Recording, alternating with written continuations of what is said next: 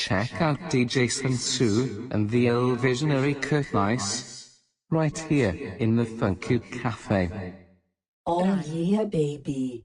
Hit me with some rare grooves. Oh yeah, baby. And breakbeat funk. Oh yeah, baby. Hit me with some rare grooves. And breakbeat funk. Paul Manafort has done an amazing job. He's here someplace. Where's Paul? Paul Manafort was replaced long before the election took place. You know, he worked for me for a very short period of time, literally for, like what, a couple of months?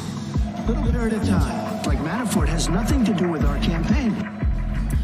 Good morning and welcome to AM Joy. Well, for the past 2 years, we've been talking with you about Russiagate and the extensive, intricate ties Trump's former associates had to the Kremlin during his 2016 presidential election. And over time, one by one, we've seen more and more people in Trump's camp fall. There was Michael Flynn, Trump's former national security advisor, who pleaded guilty to lying to the FBI. Rick Gates, a former top Trump campaign official who pleaded guilty to conspiracy. George Papadopoulos, a former Trump campaign advisor, just sentenced to 14 days in prison lying to the FBI about the extent of his Russia-linked contacts. All men who are now cooperating with special counsel Robert Mueller.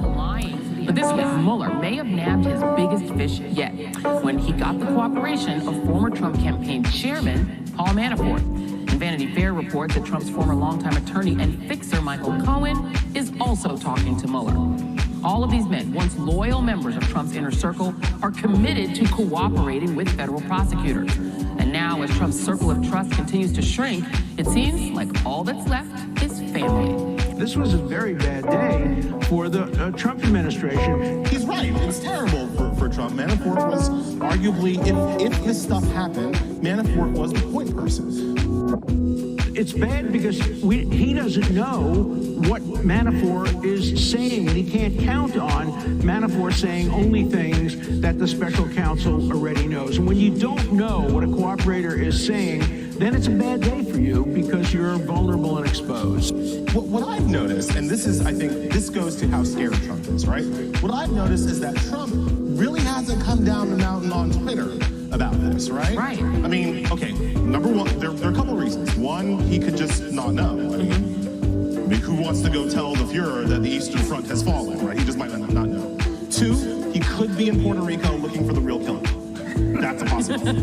But three is that he's actively scared of what Manafort knows, what Manafort will say. And again, Manafort might not even have any incentive anymore to tell the truth. Like, he might just say, like, everything that he did was ordered by Trump, and that may or may not be true. Trump has every reason to be frightened at this point. Yeah. And by his Twitter account, I think maybe he is. Did the Trump campaign have a heads up about the alleged Russian hacking of Democrats?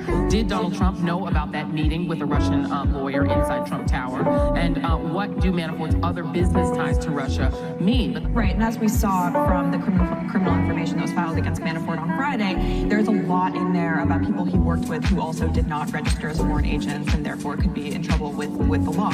I think that he is extremely dangerous to the president at this point. He entered the campaign at a very pivotal moment when it was really the beginning of all of the most significant Russia-related episodes, and I don't think that was a coincidence. I think that Paul Manafort was obviously the person on the campaign with the most high-level, deep connections to Russians and Russian oligarchs at that point, and whether or not that was a reason why he actually came on the campaign is going to be another big question.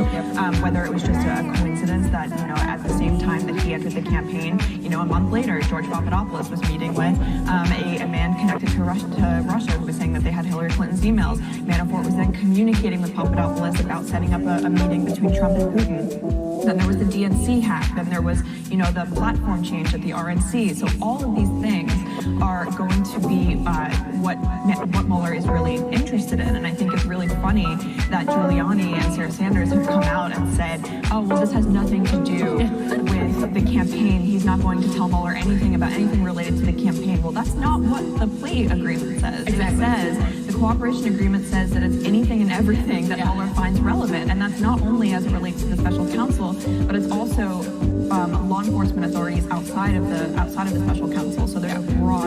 This was a very bad day for the Trump administration. It's usually when things are this bad for Trump, he files for bankruptcy. But right now, if all of a sudden Trump announces there's a summit out of the country, he's fleeing the jurisdiction. I think we have to take his passport, because things are really bad. Now, I don't want to oversell what Manafort might know, but let's not forget this. The June 3rd emails to Donald Trump Jr. from their buddy Rob Goldstone said, this is part of Russia and its government's help for your father. And if Donald Trump has said, I didn't know about those emails until last year, I didn't know about that meeting until last year, if Paul Manafort, who was at that meeting, said, you know what, I sat with Donald Trump Jr. and Donald Trump before the meeting, and Donald Trump said, hey, go to that meeting right there and find out what you have. Then you have, at least on its face, co-conspiracy to violate Federal Election Commission laws. Right. And then in July, that next month, when Donald Trump says, Russia, are you listening? And if we know he knew that Russia was trying to help him, then you've got even more elements of co-conspiracy to destroy the United States of America, which is what the Russian military operatives were charged with. And in fact, on that very day Donald Trump said that, Russian military operatives, per the Mueller indictment, went after Hillary's email. So all of a sudden, there's one teeny piece of granular information when you're building these cases. Yep. This could be key. Yeah, and not only that, David K. Johnson, in order for Paul Manafort to make those disclosures to Donald Trump, he would have only had to go upstairs. I mean, this meeting took place in Trump Tower. He could have gone to either his apartment in Trump Tower or the president, because the president was home. Well, remember, there were 2 blocked phone calls that were made that the Republicans in the House Intelligence Committee were unwilling to find out what those numbers are when they can. It isn't just Donald Trump who's worried here. Both Jared Kushner and Don Jr., who are likely indictment targets down the road, must be very worried about what actually went on in that meeting. Remember, they've told 7 different stories now, each one undoing the previous story. When you lie that much, you know that what really went on was much more serious. Your father has denied reports that he's worried that you might be in legal jeopardy because of the Mueller investigation. But are you scared that you could go to jail? I'm not, because I know what I did, and I'm not worried about any of that, you know? My mother would not put me in this kind of jeopardy. Right? Yeah, but his father would. That's the problem. His father would, and that's a huge problem for Don Jr. But are you scared that you could go to jail? I'm not, because I know what I did, and I'm not worried about any of that, you know? This was a very bad day for the Trump administration. People in Trump's camp fall.